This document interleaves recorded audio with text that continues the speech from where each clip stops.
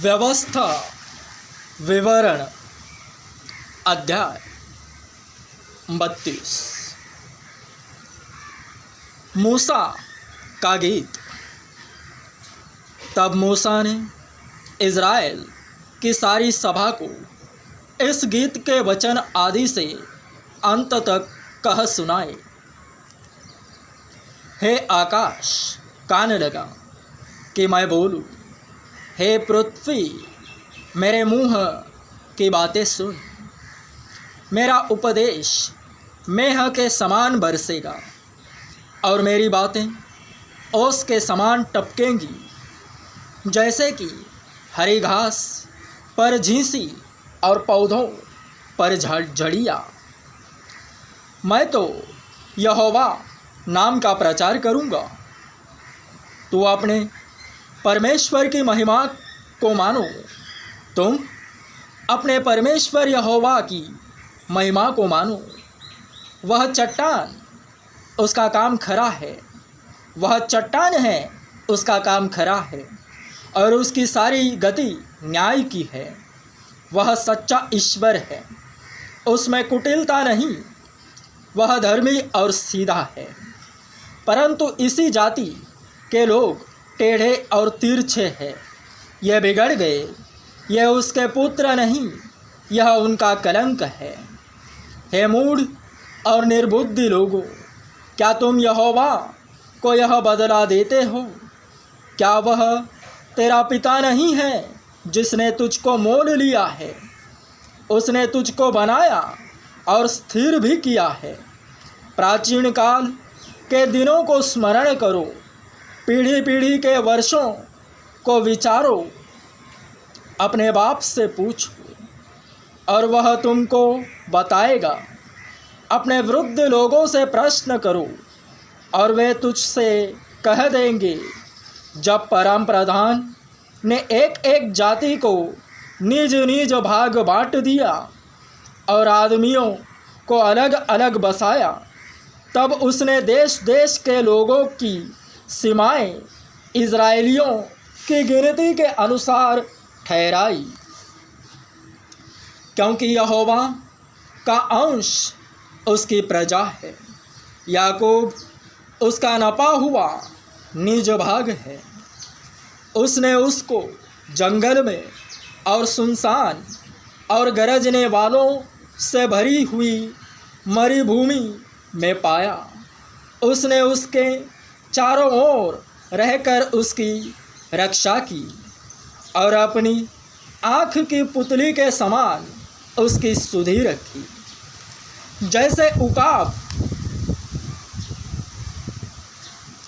जैसे उकाब अपने घोंसले को हिला हिलाकर अपने बच्चों के ऊपर ऊपर मंडलाता है, वैसे ही उसने अपने पंख फैलाकर उसको अपने पैरों पर उठा लिया। यहोवा अकेला ही उसकी अगुवाई करता रहा और उसके संग कोई पराया देवता न था। उसने उसको पृथ्वी के ऊंचे ऊंचे स्थानों पर सवार कराया और उसको खेतों की उपज खिलाई। उसने उसे चट्टान में से मधु और चकमक की चट्टान में से तेल चुसाया। गायों का दही और भेड़ बकरियों का दूध, मेमनों की चर्बी, बकरे और बाशान की जाति के मेढ़े और गेहूं का उत्तम से उत्तम आटा भी, और तू दाख रस का मधु पिया करता था। परंतु यशूरून मोटा होकर लात मारने लगा। तू मोटा और दष्टपुष्ट हो गया और चर्बी से छा गया है। तब उसने अपने सृजनहार ईश्वर को तज दिया और अपने उद्धार मूल चट्टान को तुच्छ जाना। उन्होंने पराये देवताओं को मानकर उसमें जलन उपजाई और घृणित कर्म करके उसको रिस दिलाई। उन्होंने पिशाचों के लिए जो ईश्वर न थे बलि चढ़ाए, और उनके लिए वे अनजाने देवता थे। वे तो नए नए देवता थे जो थोड़े ही दिन से प्रकट हुए थे, और जिनसे उनके पुरखा कभी डरे नहीं। जिस चट्टान से तू यह उत्पन्न हुआ उसको तू भूल गया, और ईश्वर जिससे तेरी उत्पत्ति हुई उसको भी तू भूल गया है। इन बातों को देखकर यहोवा ने उन्हें तुच्छ जाना, क्योंकि उसके बेटे बेटियों ने उसे रिस दिलाई थी।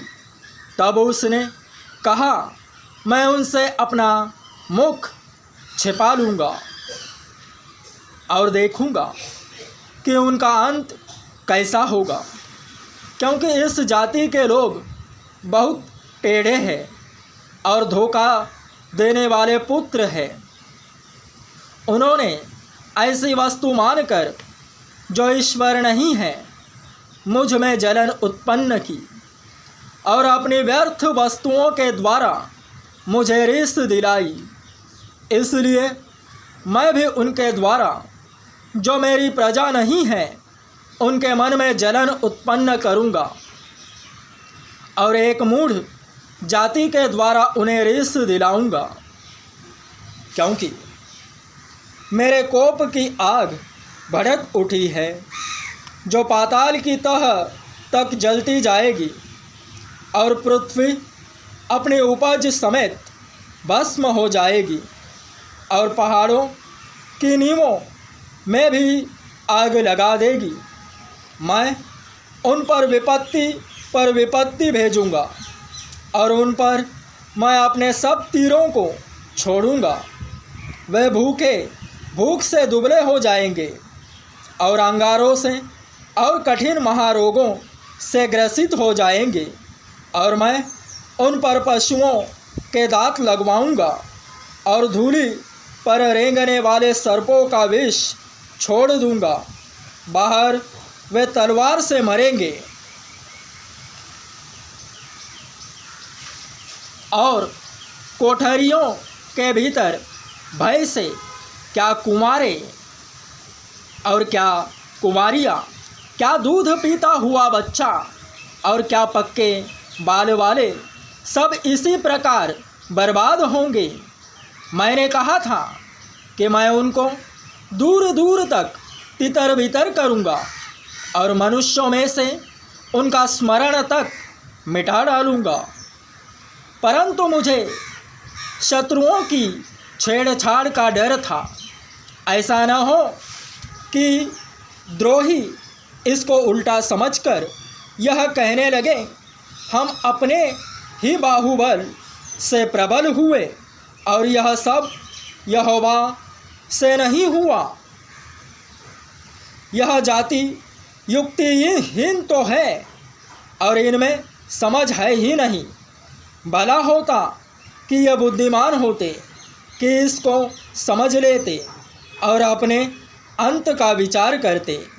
यदि उनकी चट्टान ही उनको न बेच देती, और यहोवा उनको दूसरों के हाथ में न कर देता, तो यह कैसे हो सकता कि उनके 1000 का पीछा एक मनुष्य करता, और उनके 10,000 को 2 मनुष्य भगा देते। क्योंकि जैसी हमारी चट्टान है वैसी उनकी चट्टान नहीं है, चाहे हमारे शत्रु ही क्यों न न्यायी हो। क्योंकि उनकी दाखलता सदोम की दाखलता से निकली, और अमोरा की दाख की बारियों में की है। उनकी दाख विष भरी, और उनके गुच्छे कड़वे हैं।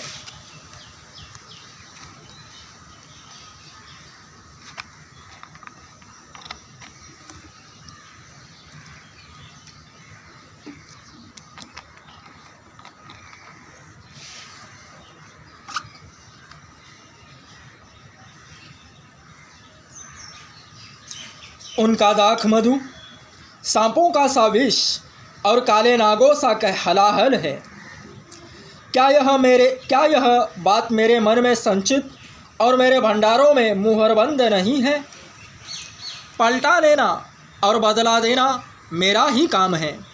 यह उनके पांव फिसलने के समय प्रकट होगा, क्योंकि उनकी विपत्ति का दिन निकट है, और जो दुख उन पर पड़ने वाले हैं वे शीघ्र आ रहे हैं।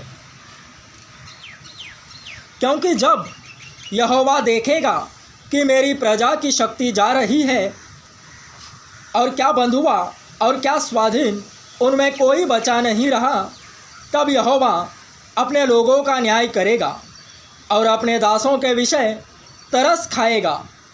तब वह कहेगा, उनके देवता कहाँ हैं?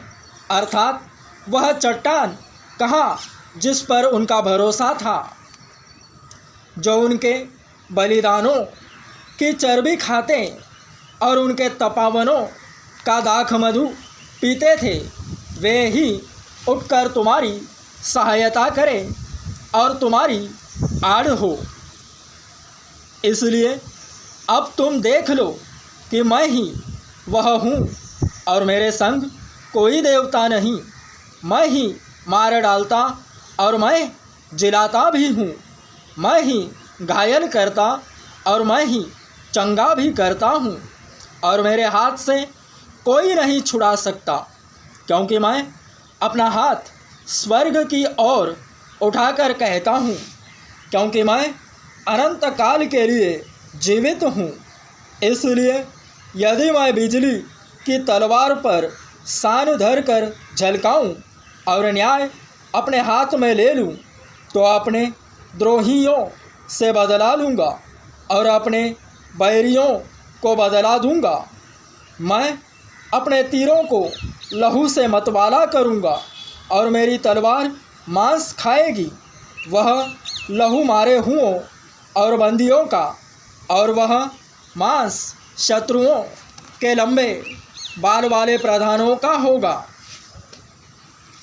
हे जाति जाति के लोगों, उसकी प्रजा के साथ आनंद मनाओ, क्योंकि वह अपने दासों के लहू का पलटा लेगा और अपने द्रोहियों का बदला लेगा, और अपने देश और अपनी प्रजा के पाप के लिए प्रायश्चित देगा।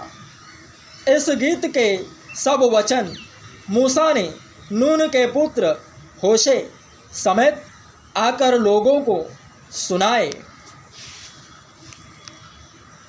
मूसा के अंतिम निर्देश। मूसा के अंतिम निर्देश। जब मूसा यह सब वचन सब इज़राइलियों से कह चुका, तब उसने उनसे कहा, जितनी बातें मैं आज तुमसे चिताकर कहता हूँ, उन सब पर अपना अपना मन लगाओ और उनके अर्थात इस व्यवस्था की सारी बातों के मानने में चौकसी करने की आज्ञा अपने बच्चों को दो, क्योंकि यह तुम्हारे लिए व्यर्थ काम नहीं, परंतु तुम्हारा जीवन ही है, और ऐसा करने से उस देश में तुम्हारी आयु के दिन बहुत होंगे, जिसके अधिकारी होने को तुम यरदन पार जा रहे हो। फिर उस दिन यहोवा ने मूसा से कहा, उस अबारीम पहाड़ की नबो नामक चोटी पर, जो मोआब देश में यरीहो के सामने है, चढ़कर कनान देश, जिसे मैं इज़राइलियों की निज भूमि कर देता हूँ, उसको देख ले। तब जैसे तेरा भाई हारून होर पहाड़ पर मरकर अपने लोगों में मिल गया, वैसा ही तू इस पहाड़ पर चढ़कर मर जाएगा और अपने लोगों में मिल जाएगा। इसका कारण यह है कि सीन जंगल में कादेश के मरीबा नामक सोते पर तुम दोनों ने मेरा अपराध किया, क्योंकि तुमने इज़राइलियों के मध्य में मुझे पवित्र न ठहराया।